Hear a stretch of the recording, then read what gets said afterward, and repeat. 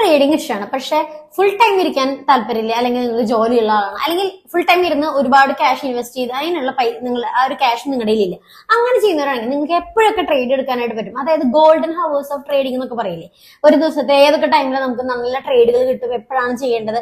ഇപ്പോൾ last day തന്നെ നിങ്ങൾക്ക് നോക്കിയാൽ കാണാം ആ ഒരു കൂടുതൽ സ്ട്രാറ്റജി വന്നത് മോർണിംഗ് ഒരു 11 o'clock ഉള്ളിലാണ്. അപ്പൊ എങ്ങനെയായിരിക്കും ഓരോ ദിവസങ്ങളിൽ ട്രേഡിംഗ് ടൈം വരുന്നത്, ടൈം ട്രേഡിംഗ് എന്നാണ് അതിന് പറയാം.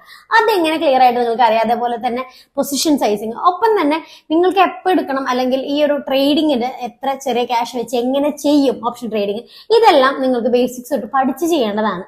അല്ലാതെ വെറുതെ പോയിട്ട് ഒരു അസംഷനിൽ പോയി ട്രേഡ് എടുത്തിട്ട് ലോസ് ഉണ്ടാക്കുന്നവരാണ് കൂടുതൽ പേരും. ഒരുപാട് മെസ്സേജ് വരുന്ന അങ്ങനെയാണ്, എനിക്ക് ഇപ്പൊ തന്നെ ഏകദേശം 1 ലക്ഷത്തോളം ലോസ് ആയി. അപ്പൊ നിങ്ങൾ ഏത് സ്ട്രാറ്റജി യൂസ് ചെയ്യുന്ന പറയുമ്പോൾ അവിടെ സ്ട്രാറ്റജി ഇല്ല, വെറുതെ അസംഷനിൽ ട്രേഡ് എടുക്കുക, അതൊരിക്കലും ചെയ്യരുത്. ഇതേപോലെ ടൈം ട്രേഡിംഗ്, പൊസിഷൻ, അതേപോലെ പിന്നെ നമ്മുടെ സ്ട്രാറ്റജി, റിസ്ക് മാനേജ്മെന്റ്, അങ്ങനെ വരുന്ന മെയിൻ ആയിട്ടുള്ള ഫംഗ്ഷൻസ്, ഇതെല്ലാം യൂസ് ചെയ്തിട്ട് വേണം ഇപ്പോഴും ട്രേഡ് എടുക്കാനായിട്ട്. അപ്പോൾ നിങ്ങൾക്ക് ബേസിക്സ് പഠിക്കാനായിട്ട് താല്പര്യം ഹായ് എന്ന വാട്സപ്പ് ഇതൊക്കെ ശ്രദ്ധിച്ച് ട്രേഡ് എടുക്കാനായിട്ട് ശ്രദ്ധിക്കുക. Thank you for watching. By.